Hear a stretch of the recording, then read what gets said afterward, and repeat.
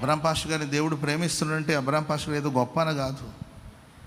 నిన్ను ప్రభు ప్రేమిస్తుంటే నీవేదో గొప్ప, ప్రపంచంలో నీలాంటి వాడు ఎవరు లేడు, నీవు లేకపోతే అసలు ప్రపంచమే లేదని ఆయన ప్రేమించలేదు. నీవు లేకపోతే ఏమీ లేదు, నీవు రాకపోతే ఏది జరగదు. భ్రమ, మన భ్రమ అది.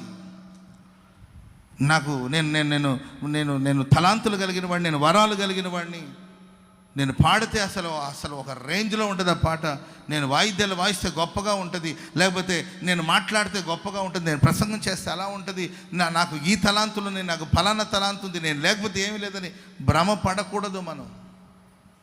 మనలో ఏదో చూసి ఆయన ప్రేమించలేదు. Praise the lord.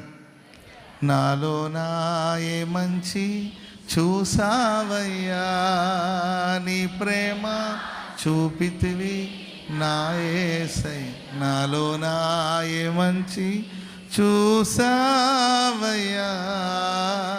నీ ప్రేమ చూపితివి.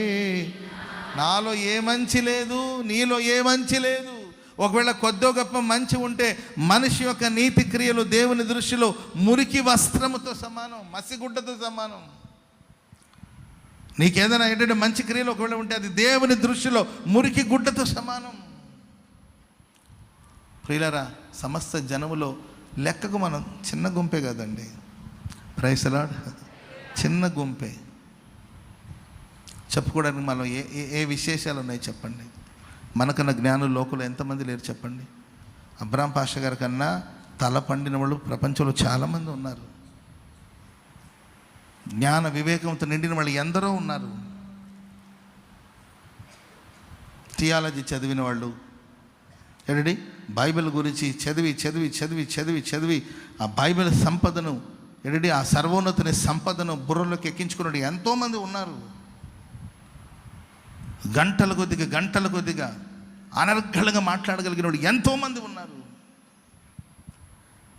పరిశుద్ధులు కూడా. ఆ పరిశుద్ధులందరితో పోల్చుకుంటే అల్పుడిని, అయోగ్యుణ్ణి, అభాగ్యుణ్ణి. ప్రియులారా, నేనేదో గొప్ప అని ప్రభు నన్ను ప్రేమించలేదు, మీరేదో గొప్ప అని ప్రభు మిమ్మల్ని ప్రేమించలేదండి. లెక్కకు చాలా తక్కువే మనం. స్తోత్రం చెప్పండి గట్టిగా, హల్లెలూయా. ఆయన చూపిన మహాప్రేమ, ఆయన ప్రేమ మనల్ని అన్ని ఇబ్బందుల నుండి, ఇరుకుల నుండి విడిపించి మనకు విడుదల, సంతోషాన్ని అనుగ్రహించింది దేవుని ప్రేమ. స్తోత్రం చెప్పండి అందరూ గట్టిగా, హల్లెలూయా.